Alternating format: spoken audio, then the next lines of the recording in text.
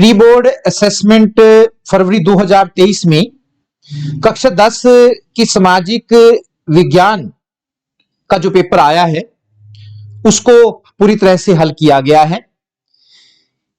लाल जो आप देख रहे हैं, लाल ब्रैकेट्स में वो अंक दिखाए गए हैं कि प्रश्न जो है कितने नंबर का है।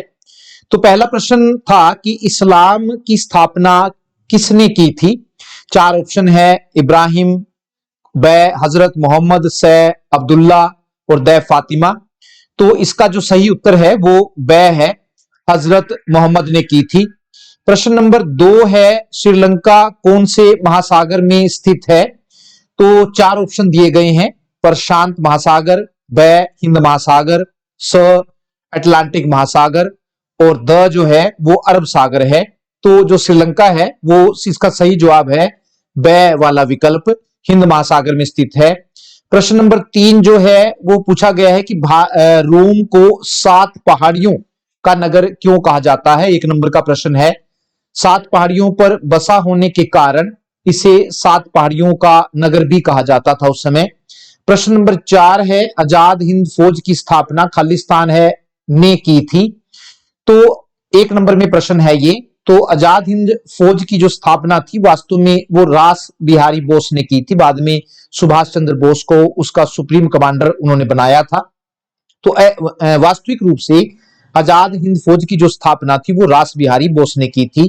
प्रश्न नंबर 5 में पूछा गया है कि माया सभ्यता के आर्थिक व्यवस्था का संक्षिप्त वर्णन कीजिए कि जो उनकी माया सभ्यता की जो आर्थिक व्यवस्था थी वो कैसी थी।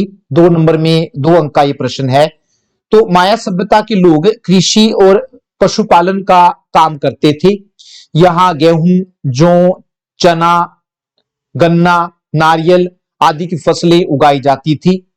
पशुपालन में गायें और बकरी पाले जाते थे।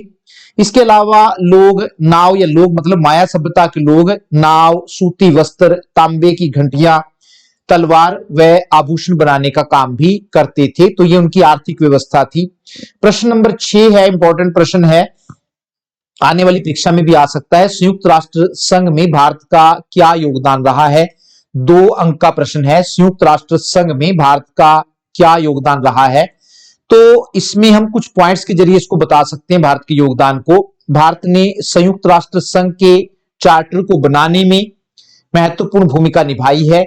भारत की ही सिफारिश पर मानव अधिकारों को संयुक्त राष्ट्र संघ के चार्टर में शामिल किया गया है। दूसरा पॉइंट है कि जब भी किसी देश ने संयुक्त राष्ट्र संघ में शामिल होने का निर्णय लिया है तो भारत ने उसका स्वागत किया है। भारत का शुरू से ही यह मानना रहा है कि दुनिया के सभी देशों को संयुक्त राष्ट्र संघ का सदस्य बनना चाहिए। और तीसरा है कि भारत ने संयुक्त राष्ट्र संघ के विभिन्न अंगों में भी महत्वपूर्ण योगदान दिया है।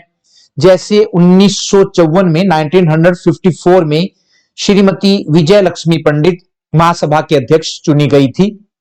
प्रश्न नंबर 7 है कि सरस्वती सिंधु सभ्यता के पतन के कारणों के बारे में विस्तार से चर्चा कीजिए। सरस्वती सिंधु सभ्यता के पतन के कारणों के बारे में विस्तार से चर्चा कीजिए। 3 अंक का ये प्रश्न है। तो 3 ही पॉइंट हम इसमें बता सकते हैं। उसमें पहला पॉइंट है कि प्रशासनिक स्थिरता आ गई थी। तो ऐसा माना जाता है कि सरस्वती सिंधु सभ्यता के अंतिम चरण में प्रशासन में स्थिरता आ गई थी। सड़कों और गलियों में अतिक्रमण होने लगा था तथा नए मकानों का निर्माण करने के लिए लोग पुराने मकानों की ईंटों का प्रयोग करने लगे थे, जिसके कारण यह नगरीय सभ्यता धीरे धीरे ग्रामीण सभ्यता में या ग्रामीण संस्कृति में परिवर्तित हो गई। दूसरा पतन का एक और कारण है दूसरा जो कारण है वो है जलवायु परिवर्तन। सरस्वती सिंधु सभ्यता के पतन के लिए जलवायु परिवर्तन को भी जिम्मेदार माना जाता है। वर्षा कम होने के कारण तथा सरस्वती नदी के सूख जाने के कारण हरियाणा, राजस्थान और पंजाब में इस सभ्यता की बस्तियां खत्म हो गई थी। तीसरा कारण है बाढ़। मोहनजोदड़ो, चान्होदड़ो, लोथल में बाढ़ आने के भी सबूत मिले हैं। अतः यह अनुमान लगाया जाता है कि बाढ़ के कारण भी इस सभ्यता का पतन हुआ। और एक कारण चौथा भी है महामारी। मोहनजोदड़ो से प्राप्त 42 मानव कंकालों के अध्ययन से पता चला है कि इनमें से 41 लोगों की मौत मलेरिया महामारी के कारण हुई थी।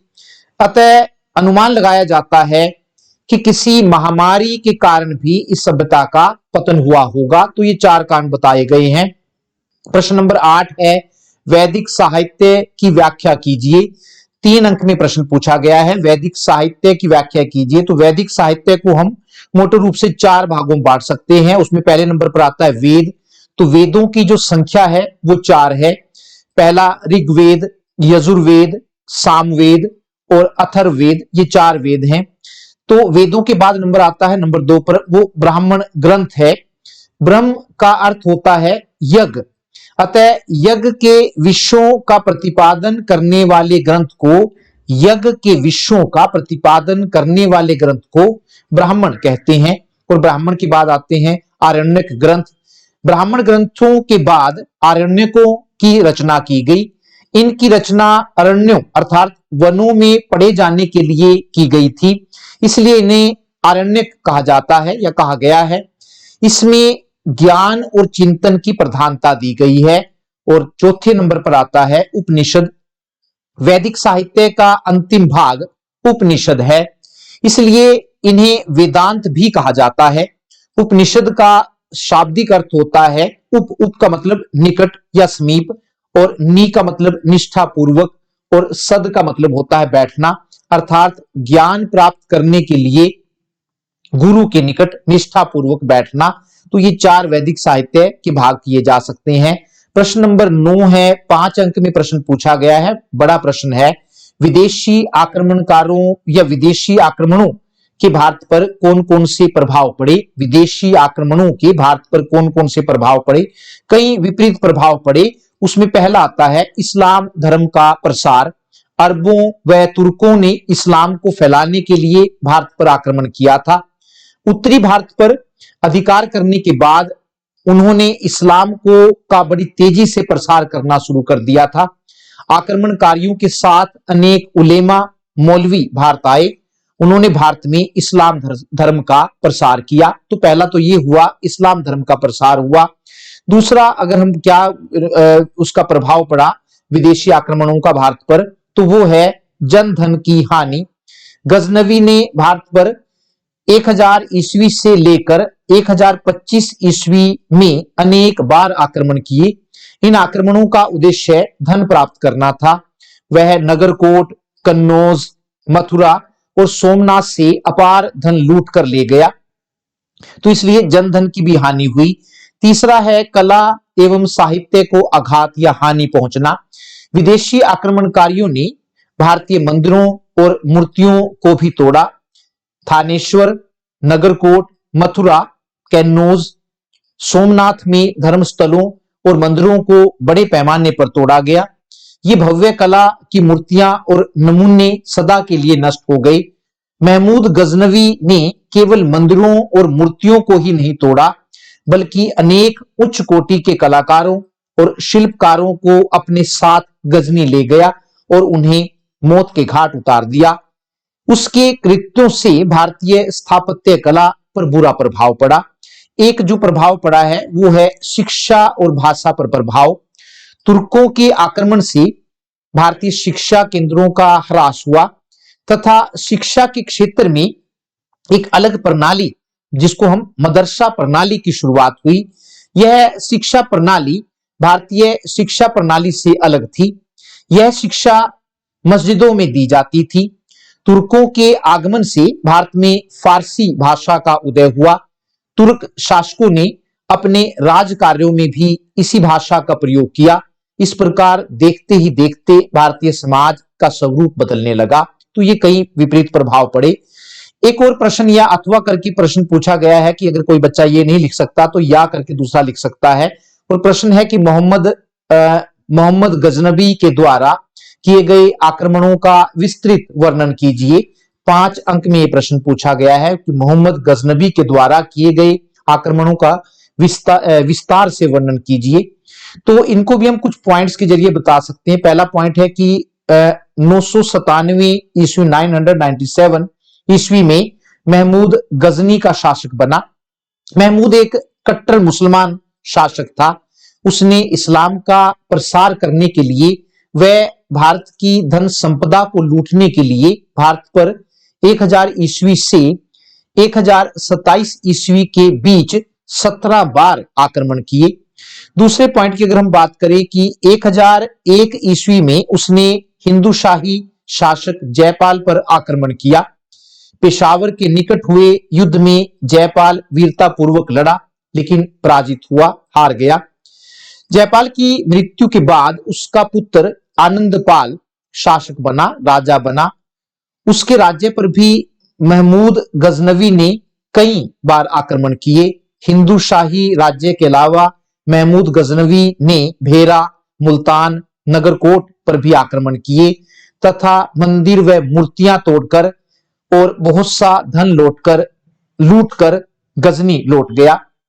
तीसरे पॉइंट की अगर हम बात करें, महमूद गजनवी ने हिंदुओं के पवित्र स्थल थानेश्वर पर भी आक्रमण किया। यहां चक्र स्वामी का एक बड़ा प्रसिद्ध मंदिर था। महमूद गजनवी ने न केवल इस मंदिर को तोड़ा बल्कि चक्र स्वामी की मूर्ति को भी खंड खंड कर दिया, टुकड़े टुकड़े कर दिया। इसके अलावा और अगर हम बात करें तो वो आता है कि महमूद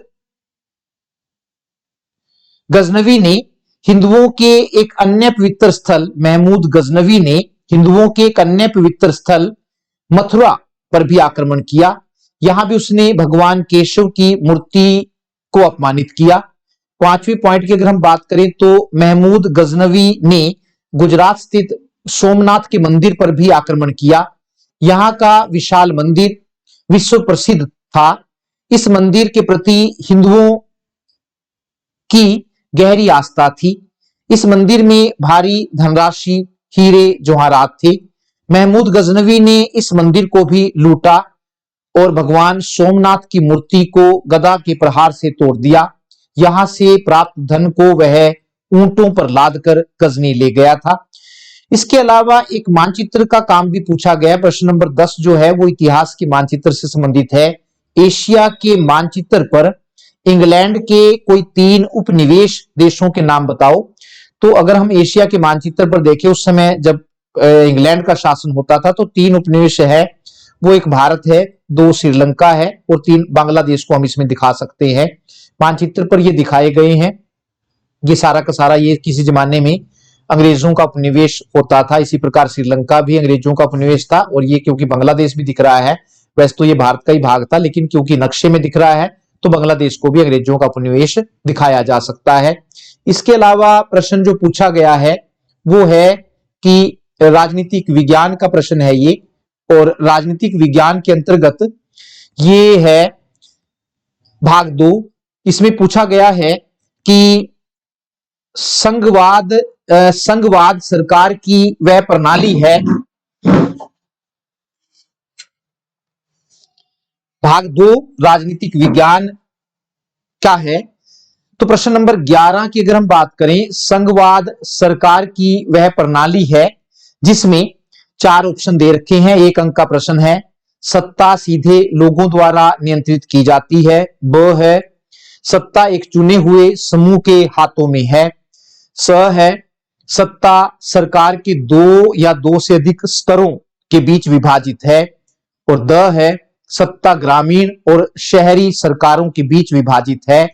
तो सही जो इसका जवाब है वो स वाला विकल्प है। सत्ता सरकार के 2 या 2 से अधिक स्तरों के बीच विभाजित है।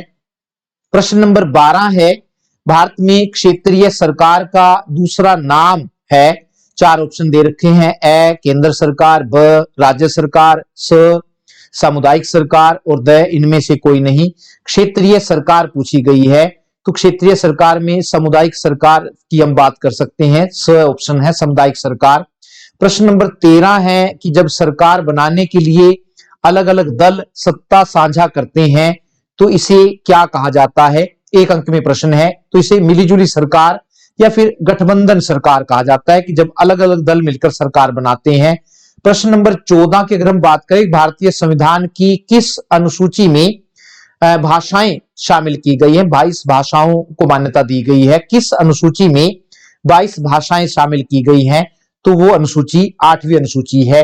प्रश्न नंबर 15 है, खालिस्तान भारत के संविधान का संरक्षक है। 1 अंक में प्रश्न है।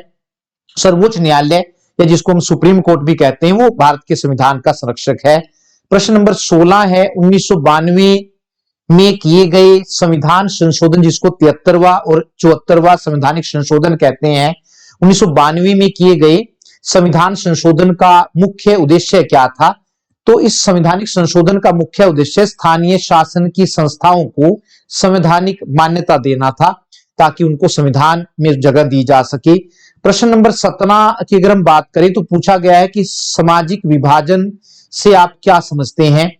तो जब समाज धर्म, जाति, भाषा, रंग आदि के आधार पर बटा होता है, जब समाज धर्म, जाति, भाषा, रंग आदि के आधार पर बटा होता है तो इसे सामाजिक विभाजन कहते हैं। प्रश्न नंबर 18 है, भारत में जाति व्यवस्था और राजनीति को अलग नहीं किया जा सकता, दोनों आपस में मिली हुई है। जाति व्यवस्था और राजनीति को अलग नहीं किया जा सकता, न्याय संगत उत्तर दीजिए। 3 अंक में प्रश्न पूछा गया है।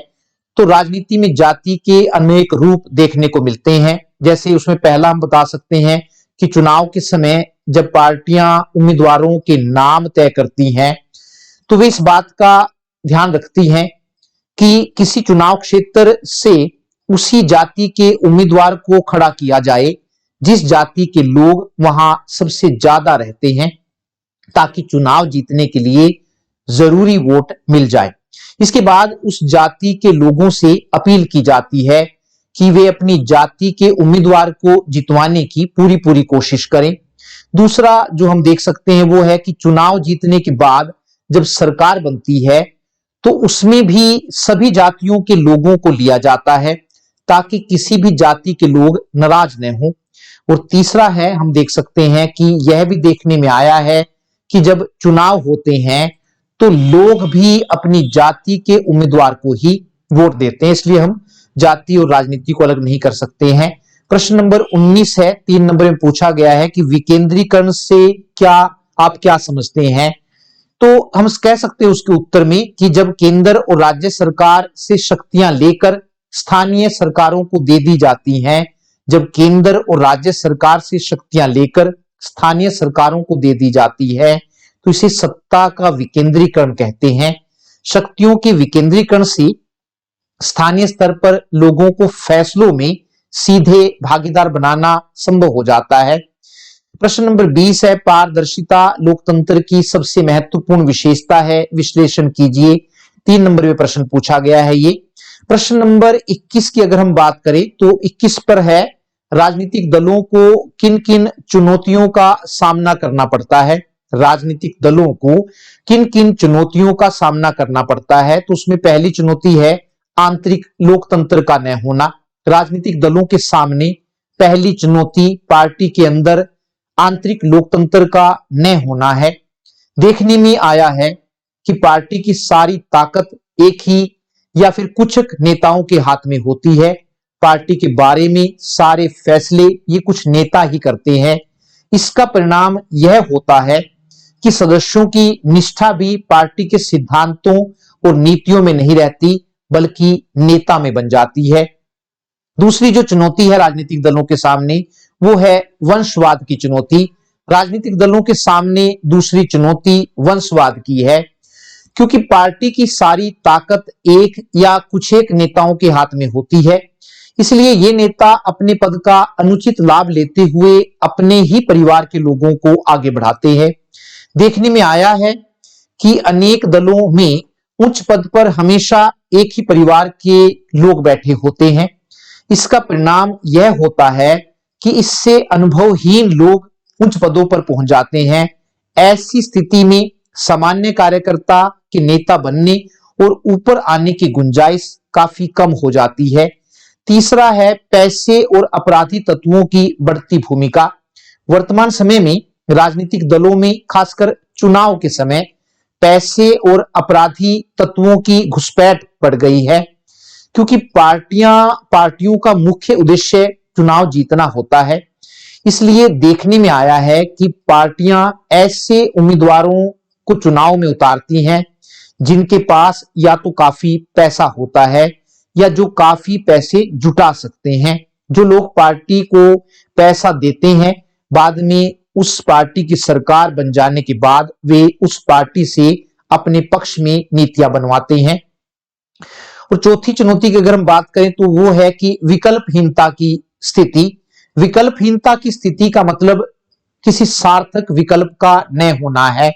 सार्थक विकल्प का मतलब होता है कि विभिन्न पार्टियों की नीतियों और कार्यक्रमों में महत्वपूर्ण अंतर होना चाहिए ताकि लोग विभिन्न विकल्पों में से किसी एक को चुन सके।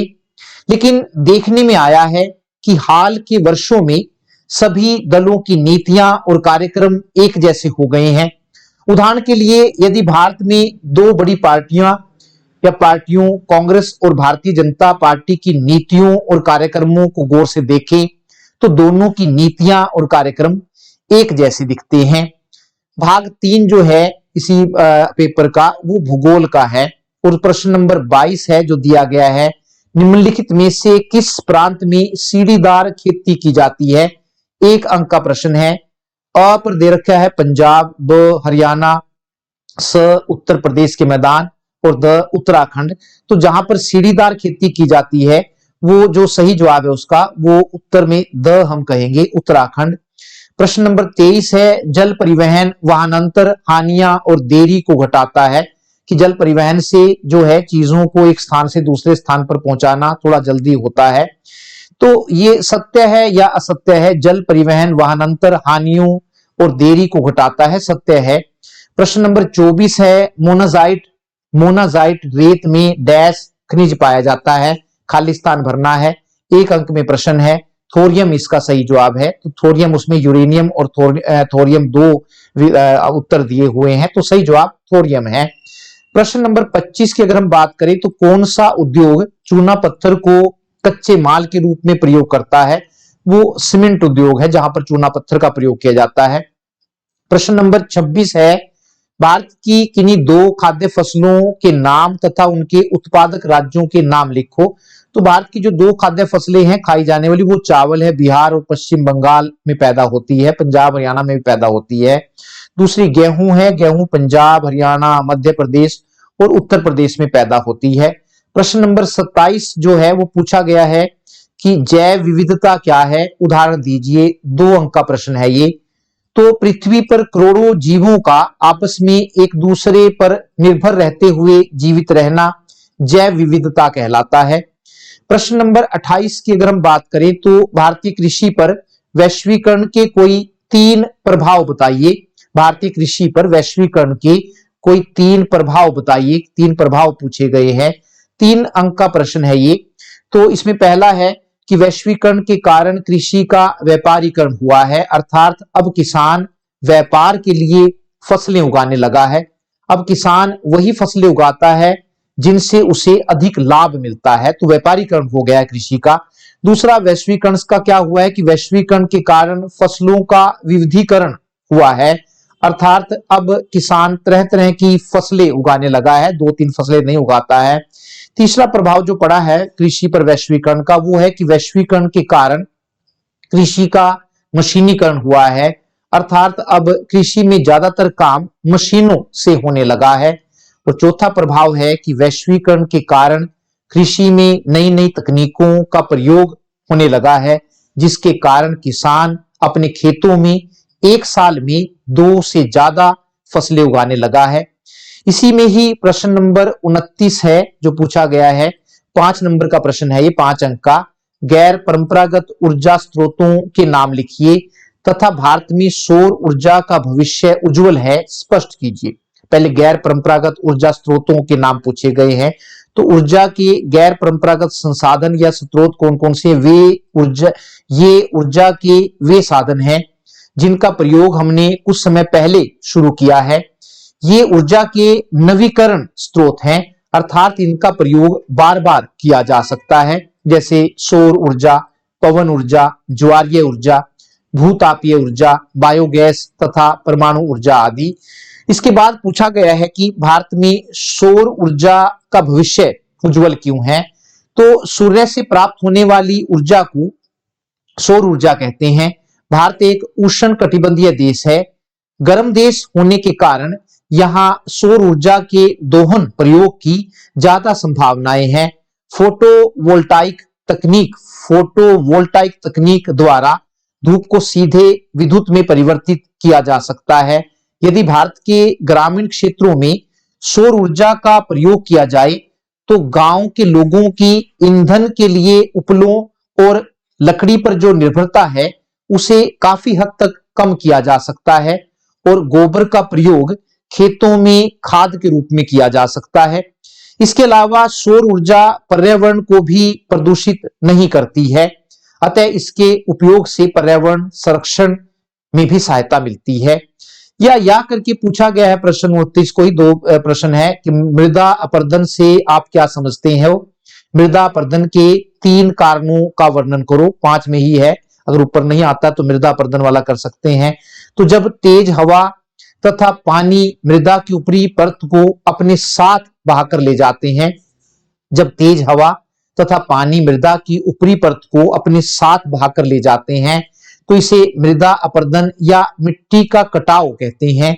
इससे मिट्टी के उपजाऊ तत्व नष्ट हो जाते हैं, जिसके कारण मिट्टी कृषि योग्य नहीं रहती है।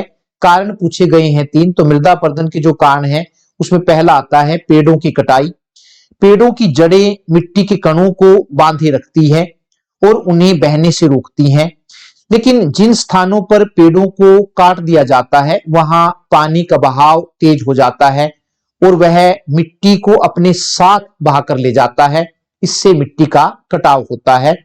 दूसरा जो कारण है मृदा अपरदन का वो पशुचारण है। खेतों में घास चरते समय पशु अपने खुरों से भूमि की ऊपरी परत को खुरच देते हैं या घास को जड़ों सहित खा जाते हैं। ऐसी मिट्टी भी तुरंत बह जाती है या हवा के साथ उड़ जाती है। एक और वो पूछा है कि प्रश्न है, तीसरा जो कारण है मृदा अपरदन का वो है मूसलाधार वर्षा। यदि मूसलाधार वर्षा होती है तो पानी का तेज बहाव मिट्टी को अपने साथ बहाकर ले जाता है। इससे भी मिट्टी का कटाव होता है। 3 कारण पूछे गए थे। प्रश्न नंबर जो 30 है वो मानचित्र कार्य है, मानचित्र मैप वर्क है। 4 अंक का ये है, इंपॉर्टेंट होता है, बड़ा आसान सा है। और 4 बातें पूछी गई। विशाखापट्टनम पूछा गया, नरोरा आणविक केंद्र पूछा गया है, श्रीनगर तीसरे नंबर पर पूछा गया, सॉफ्टवेयर पार्क और सरदार सरोवर बांध पूछा गया है। तो नक्शे में अगर हम देखें तो ये जो है ये विशाखापट्टनम है, ये पूछा गया है। ये 2 पर है नरोरा, ये आणविक ऊर्जा संयंत्र है। 4 जो है ये जो यहाँ पर है वो सरदार सरोवर बांध है। और ये तीसरा जो है अगर ये कहें ये श्रीनगर प्रौद्योगिकी पार्क है। तो बिल्कुल आसान सा नक्शा आया हुआ था। इसके अलावा जो है हमारे पास आगे पूछा गया है और वो प्रश्न है हमारे पास, ये जो चौथा भाग है इस चौथे भाग का नाम है अर्थशास्त्र। ये आपकी चौथी किताब है और इसमें प्रश्न 31 जो पूछा गया है कि वो है प्रति व्यक्ति आय को इस रूप में भी जाना जाता है। प्रति व्यक्ति आय को इस रूप में भी जाना जाता है। 4 विकल्प दे रखे हैं। अ है राष्ट्रीय आय, ब औसत आय, स कुल आय और द पूंजी आधारित आय। तो सही जवाब जो है वो ब है, औसत आय उसको हम कहते हैं। प्रति व्यक्ति आय भी कह सकते हैं, औसत आय भी कह सकते हैं। प्रश्न नंबर 32 है सौर ऊर्जा का डैश या खालिस्तान स्रोत है, तो उसको नवीकरण योग्य स्रोत भी कहते हैं। प्रश्न नंबर 33 की अगर बात करें तो विश्व उपभोक्ता अधिकार दिवस डैश द खालिस्तान को मनाया जाता है। इंपॉर्टेंट प्रश्न है। विश्व उपभोक्ता अधिकार दिवस वास्तव में हर साल 15 मार्च को मनाया जाता है। प्रश्न नंबर 34 है सतत पोषणीय विकास। यह सतत विकास क्या है? तो सतत पोषणीय विकास का अर्थ ऐसे विकास से है जिसमें पर्यावरण को नुकसान पहुंचाए बिना वर्तमान पीढ़ी की आवश्यकताओं को भी पूरा करना है तथा साथ ही आने वाली पीढ़ी की आवश्यकताओं की भी अनदेखी न करना है। यानी कि जब वर्तमान पीढ़ी की आवश्यकताएं भी पूरी होती रहें और आने वाली पीढ़ियों के लिए भी संसाधन बचे रहे तो उसको हम सतत विकास कहते हैं। प्रश्न नंबर 35 है, विश्व व्यापार संगठन के 2 मुख्य कार्य लिखिए। 2 अंक का प्रश्न है। तो इसमें हम पहला कह सकते हैं अंतरराष्ट्रीय व्यापार को बढ़ावा देना, इसका एक महत्वपूर्ण काम है। दूसरा, सभी देशों में मुक्त व्यापार को बढ़ावा देना। और तीसरा कार्य है अंतरराष्ट्रीय व्यापार से संबंधित नियमों को निर्धारित करना। 2 काम पूछे गए, तो कोई भी आप लिख सकते हैं। प्रश्न नंबर 36 जो है वो है कि उपभोक्ता जागरूकता पर संक्षिप्त टिप्पणी लिखिए। तो उपभोक्ता को अपने अधिकारों और कर्तव्यों के प्रति जागरूक करना ही उपभोक्ता जागरूकता कहलाता है। बाजार में उपभोक्ताओं को शोषण से बचाने के लिए तथा उत्पादकों की मनमर्जी को रोकने के लिए उपभोक्ता जागरूकता की जरूरत पड़ती है।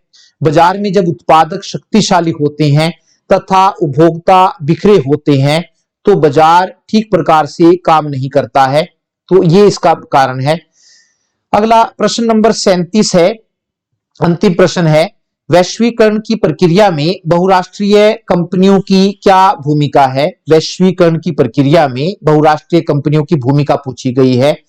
तो वह बहुराष्ट्रीय कंपनी वह कंपनी होती है जो 2 या 2 से अधिक देशों में उत्पादन करती है। इंपॉर्टेंट अर्थ याद रखना, बहुराष्ट्रीय कंपनी वह कंपनी होती है जो 2 या 2 से अधिक देशों में उत्पादन करती है। भूमिका पूछी गई है तो बहुराष्ट्रीय कंपनियां दूसरे देशों की स्थानीय कंपनियों को खरीदकर अपने उत्पादन का प्रसार करने लगी हैं। एक तो ये इसका प्रभाव पड़ा है। दूसरा है कि बहुराष्ट्रीय कंपनियां दूसरे देशों के छोटे उत्पादकों से आदेश पर उत्पादन करवाती हैं। इसके बाद इन तैयार उत्पादों को अपने ब्रांड का नाम देकर ग्राहकों को बेच देती हैं। वस्त्र, जूते, चप्पल, खेल का सामान आदि कुछ ऐसे उत्पाद हैं जो दुनिया भर में छोटे उद्योगों द्वारा तैयार किए जाते हैं। इसके बाद इन उत्पादों की आपूर्ति बहुराष्ट्रीय कंपनियों को कर दी जाती है जो आगे अपने ब्रांड का नाम देकर ग्राहकों को बेच देती है। एक बहुराष्ट्रीय वैश्वीकरण की प्रक्रिया में बहुराष्ट्रीय कंपनियों की भूमिका यह भी है कि इससे निवेश जिन देशों में इन कंपनियों ने किया है, निवेश की मात्रा बढ़ी है। तो ये 37 प्रश्न थे इस पाठ के। तो सभी बच्चे इनको कर ले। धन्यवाद, नमस्कार।